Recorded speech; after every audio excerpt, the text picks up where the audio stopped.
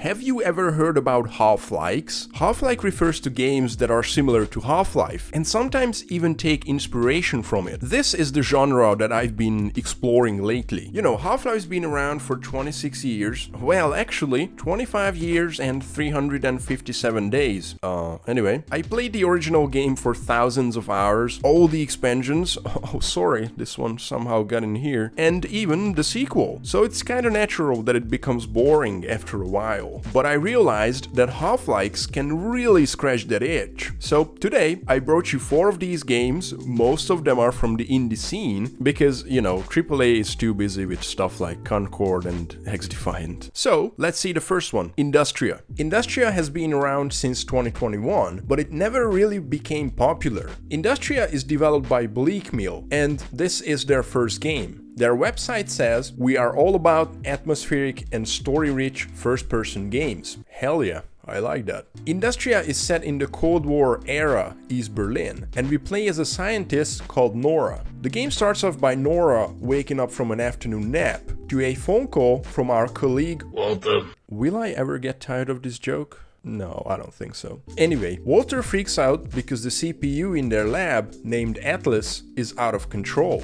And to make matters even worse, the Berlin Wall is being torn down right at this second, and the German police is on their way to raid our lab. Walter clearly tells us not to try and help him, so we run and try to help him. We enter the lab, but it seems like everyone's gone. After finding some passcodes, we can enter the chamber where Atlas is located, and it looks massive. Why is checking that bad? It seems like Walter somehow got himself into the machine, and we do what every sensible person would do, follow him to an alternate dimension. Great. What the hell? After finding a flashlight and a pickaxe, no, not a crowbar, we realized that this place is not exactly friendly. We ended up in some kind of retro steampunk world full of bloodthirsty machines. A stranger named Brent will help us throughout the game while we try to find Walter. As the story goes on, we find out that our lovely Walter is actually the one who built the city, and he's also the king here. Wow, okay. We need to fight our way through the city to reach the old town hall to gather some information on Walter. Then ride a train for a while, because there is no Half-Like without on a rail. We learn more about this place as we go forward, mostly from journals, notes, and from our mysterious friend on the other end of the radio. I'm not going to spoil the ending, so let's jump to the usual question. What do I think? I love Industria. From the moment I first played it, I was hooked. This game isn't just a shooter, it's a journey through an unknown and strange place, which is sometimes spectacular, sometimes ugly. Industria somehow manages to balance beautiful outdoor areas and claustrophobic, dark indoor locations perfectly. One second you are walking through a giant beach, and the next you are fighting Boston Dynamic dogs in a pitch black hallway. The storyline itself is one of Industria's greatest strengths. The mystery behind Atlas, Walter, and this steampunk world is just absolutely captivating. And let's talk about the music and voice acting for a second. The soundtrack is just simply perfect. There is not much else I can say. Just listen.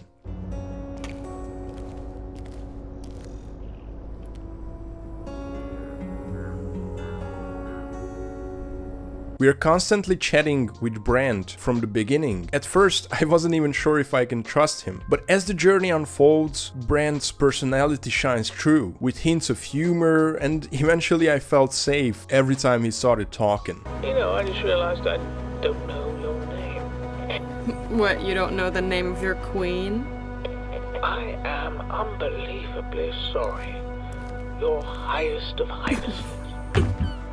I'm not going to lie to you, Industria definitely has room to improve. The gunplay can become a little dull after a while. I mean, we are fighting the same few enemy types, and there is also a limited number of weapons. What's truly impressive is that Industria is Bleak Mill's first game, and it's a strong debut. I genuinely believe that with feedback from players, they will take this foundation and create an awesome sequel with Industria 2. And now the big question, is this really a Half-Life copycat? No way. Even though the creators said Half-Life was a big inspiration for them, Industria has its own identity. Anyway, the whole game takes around 2 hours to beat, so I would definitely recommend it. It's not a huge commitment. At some point it was even free on the Epic Games Store, so that's pretty cool. I can't help it. Industria will always be close to my heart, so I'm gonna give it 9 Robo-Dogs out of 10. Next. The next game is Sin Emergence. Alright, I'm cheating a bit with this one because it's not exactly an indie title, but I just had to talk about it, so deal with it. The Sin series started out in '98, and the first game dropped just a few days before Half-Life. You can probably guess what happened next, right? Half-Life came in and absolutely dominated the market. The sales for Sin didn't go quite well, and Ritual Entertainment had to step back from the series for a while. I already made a deep dive video about the first Sin game, so feel free to check it out. Anyway, long story short, after the lukewarm response to Sin, Ritual Entertainment tried their luck elsewhere, like Heavy Metal Effect 2, Blair Witch 3, which is a great game by the way, and Counter-Strike single player. Yes, it has a single player, but seems like Ritual just didn't want to give up on Sin, so they eventually came back to it with a fresh idea. They were planning an episodic release with a total of 9 episodes. Unfortunately, Ritual only managed to release the first one, Emergence, before the studio was acquired. And here's the twist. Emergence was built on Valve's Source engine and has really strong Half-Life 2 vibes. If you can beat Half-Life, join them, I guess. Anyway, let's see what the game is about. Emergence picks up right where the first game left off. We are still playing as Blade, the badass macho, and member of the hardcore police unit. And yes, Alexis, our main nemesis, that evil big witch, is still in business. I'm glad to see she's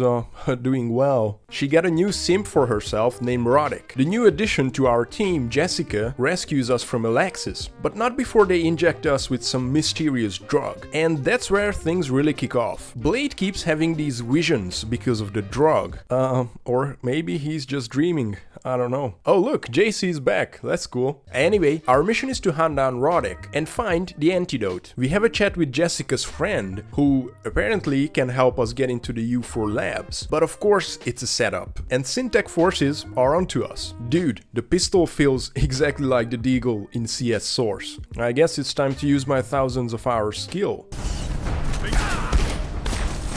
Well, I never said I was good. We can sneak into the lab through the shipyard, and I gotta say, this is where I started to sense a strong Half-Life 2 feeling. We hop in a cargo container, and Jessica helps us through the canal. This was pretty awesome. JC is also back in full force, and hacks us into the lab, and turns out they are working on some really shady stuff. Well, mutants. We make it to the office, and have a lovely chat with both Roddick and Alexis. Well, her hologram, actually. And turns out she injected us with something that will turn Blade into a mutant. To quote, "It's a way for you to unlock your true potential."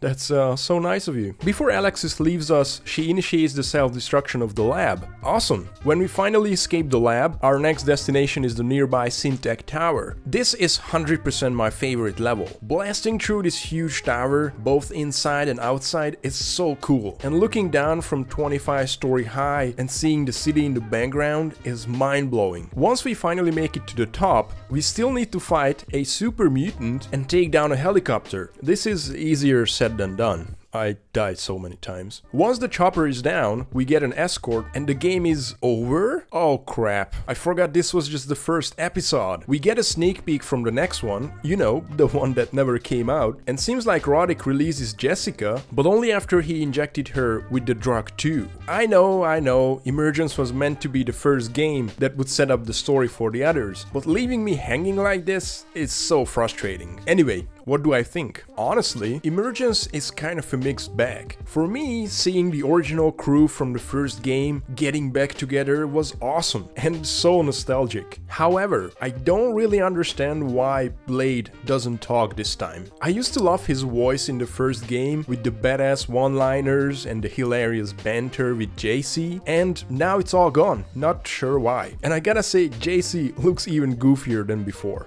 The story is just pretty much chasing Roddick and Alexis throughout the whole game, but you know, Sin has never really been about the story anyway. The areas look awesome. I especially love the tower, and looking down to the futuristic cyberpunk city was a legendary moment. But here's the thing, Emergence is only about 1.5 hours long, and you can feel it's just an intro to something bigger. It's clear that Ritual wanted to take their time, build a story, and ease us into the new world of Sin. Despite that, I had a blast playing it. I really liked the humor, the gunplay, the level design, and so the machines are working. That's an extra point. Delicious grape. Drink more. Great. Ninjas love it. And so should you. Oh yeah, and I will give it 8 goofy JCs out of 10. Next, our third game today is Vladik Brutal. This game is developed by the Russia-based Narco Games, and as far as I know, this is just one person, which is quite impressive. They have quite a few games on Steam actually, but most of them are very short and going for around $1. This is the second Vladik game. The first one came out in 2019, and I haven't tried that yet. Actually, I just realized it's still in early access with mixed reviews, so I'm not sure. If anyone tried this, let me know. Alright, let's see the story. It seems like the country is ruled by an evil dictator who's got this army that looks familiar. Combine soldiers. We play as a guy named Vlad, and we start the game chatting with our buddy Gavrusha in a prison cell. I'm pretty sure I pronounced that wrong. It's time to do our fair share of prison work, so let's go outside. I have strong City 17 vibes. We get transported to work, and it seems like we work in a strange lab. If there was any doubt that Half-Life inspired this game, just listen to this conversation. Профессор, а вы играли в игру Half-Life? Ну да, было дело. Что-то мне страшно, профессор. А вдруг, как в той игре, все пойдет не так?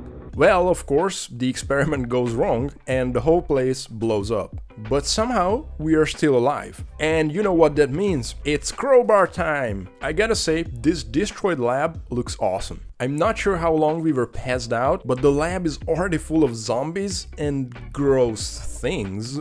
Ugh. Eventually, we find a way out of the lab and... oh shit! It seems like the lab is not the only place that gone to hell. As we drive away, we see the complete chaos on the streets. Wrecked cars, anarchists fighting soldiers. Oh, and I think I found a plane. We meet up with our old friend from prison and we start plotting our next move. The big plan is to find Gavrusha's grandpa, who will help us. From this point on, the game is about Vlad traveling through the countryside in order to get some help. Again, I don't want to spoil, so what do I think? I'm gonna be honest, Vladik completely surprised me. I was expecting a blatant Half-Life 2 clone with zero added value, but that's not the case. The story in this game is completely secondary. We do have a goal and a purpose that we fight for, but in general, Vladik is only about gunfights, and it's hella fun.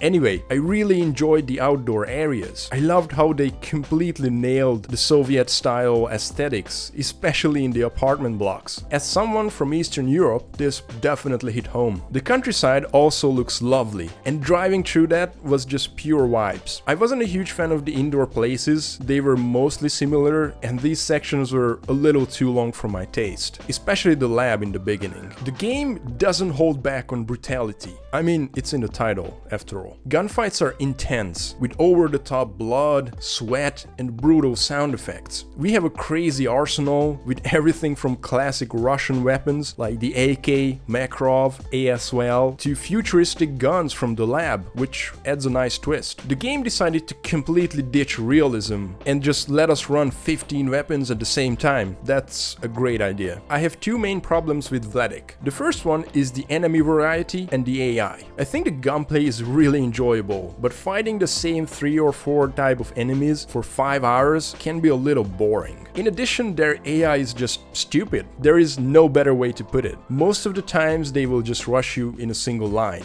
Secondly, the story feels a bit shallow, and that's why I wouldn't recommend it to every Half-Life fan. Vladik feels more similar to Doom rather than Half-Life. Throughout the game we kill around 100,000 enemies, hunt some switches, but there is no logical puzzles or much of a deep backstory. But does that even matter? Hell no. It's been a long time since I enjoyed a classic style shooter this much. The gunplay is incredibly satisfying, and it's one of those things that you have to experience yourself. And I would like to remind you that this was created by one person. Vladik is completely worth your $10, so go for it. And I will give it 7 half pipes out of 10. Next, the last game is not exactly a Half-like, but I still wanted to show you. It's called Half-Life But D, and that's the name of the game. And it's hilarious, so you gotta see this. Look.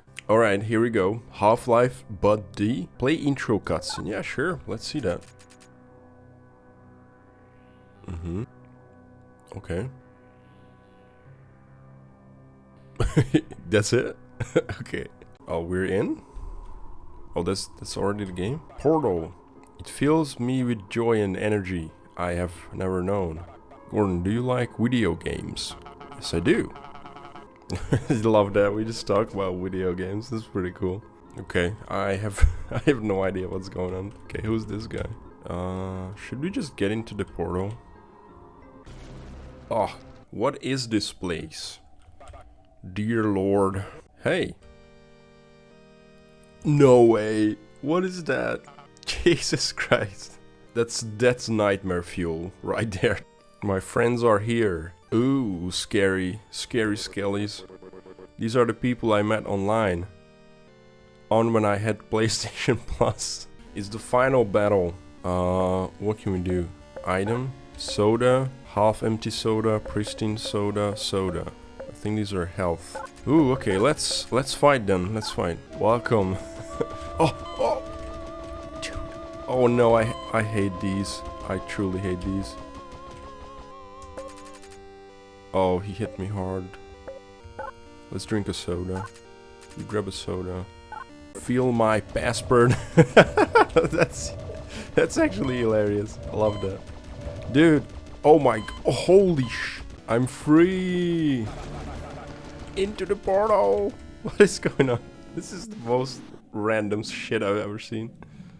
Oh, we got a doggo. Nice. We're going to have to take you back to the past.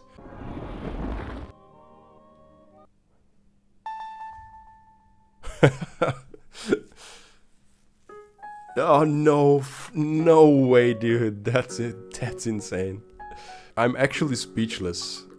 This was fun. This was really fun, actually. I love these kind of things. It's creative. It's fun. You know, it's goofy. Yeah, what do I think? 10 out of 10, 100%. And that's all I had for today. I have a bunch of other games I would like to show you, so let me know what you think of this format. Also, as usual, I would love to hear your recommendations as well. You already suggested me so many good stuff, and maybe consider joining our Discord. That's where we talk about games, mods, whatever. And as always, thanks for watching. Bye!